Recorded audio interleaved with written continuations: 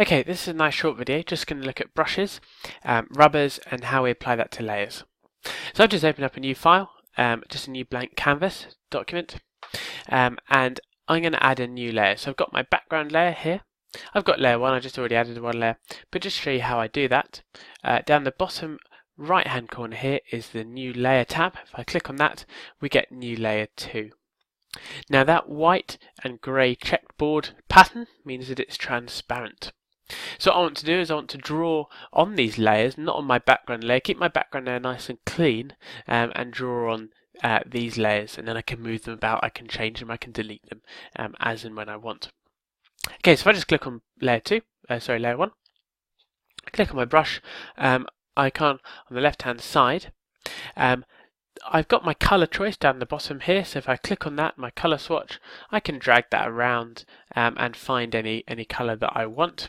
What I can also do, which is quite nice, I think I showed it to you in a previous video, is hover out of here and pick up a colour somewhere from my canvas. Obviously I've only got a white and black here to choose from, so you can pick up that as well. Okay, so I'm just going to go for kind of a blue colour, that's absolutely fine. Right, so the first thing we're going to do is we can just test, we can draw something. I'm just using a mouse.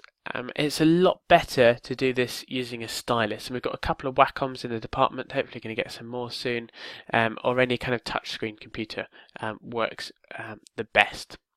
I'm going to show you later in some other videos how we can use paths though to help control our lines. Okay, so I've just drawn some lines. The first thing I want to do is, how do we change the size of our brush? Well, we right click, we can change the size here, drag up and down to get the size, and we've got the hardness here as well. So we've got a nice soft brush to a nice hard brush. Another thing to think about is the flow and the opacity at the top here. Okay, so by default they're both set to 100, giving us 100% flow and opacity. If we knock that down, we could knock that down to say 29%. See, it's kind of quite faint, and if we start to build up, you see it's going to get darker and darker. Okay, the flow as well. Normally it's at 100, but we can reduce the amount of flow that the airbrush is giving us as well. So a few things we can play around with. This particularly becomes useful when editing pictures and things like that, where we don't want 100% opacity or flow. We just want to knock it down a little bit to add in a little bit more colour. Okay, so we can create a brush. Rubber as well, click on that rubber icon, eraser icon, right click, change the size, change the hardness, and again change the opacity. If we don't want to rub everything out, we just want to rub a bit of something out, we can. Okay, I've all done this on layer 1.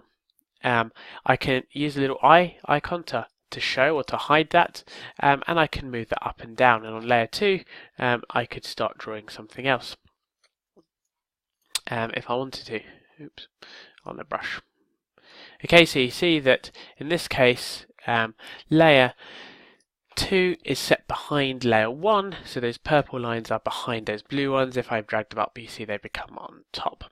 Okay, so we can move our layers around, and also if we click on our layer, we've got this opacity icon on each of our layers. We can drop that down to make it semi-transparent as well if we want to. This canvas just looks a bit of a mess at the moment. That's fine. Okay. The last thing we can do actually, if I just create a new layer, just to show you, in our brush settings, we should have some brush setting little icons here. If not, go to Window and turn on the brush settings. The icon will appear here. If I select brush, those brush settings become active. I can change the texture, I can change some of the color dynamics and stuff. You can play around with some of these. What we might do is, if shape dynamics is quite nice to control, this just gives us, you see, we can go from quite a big line to a point. So what does that look like in real life? Well, it looks something like that. Okay, and it doesn't look particularly special now, but when we start to sweep paths, which will be another video, that might create quite a nice effect. That's obviously a little bit big there. Okay, but we can play around with our brush shapes and our settings there. Final thing we can do, if we right click on our brush, we've got all these kind of preset brushes down here. If we click on the little sort of settings icon, we've got lots of different other brush types that we can have.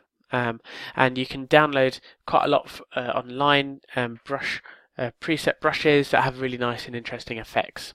Okay, and we load them in through here. For example, calligraphy brushes, let's just pick those ones up. So a calligraphy brush, let's make that a bit bigger so we can see it, obviously works like this. Okay, loads of different brushes that we can pick up, okay, to do lots of different painting and drawing effects that we need. Okay, so nice quick video. Hopefully brushes are pretty self-explanatory. Thanks.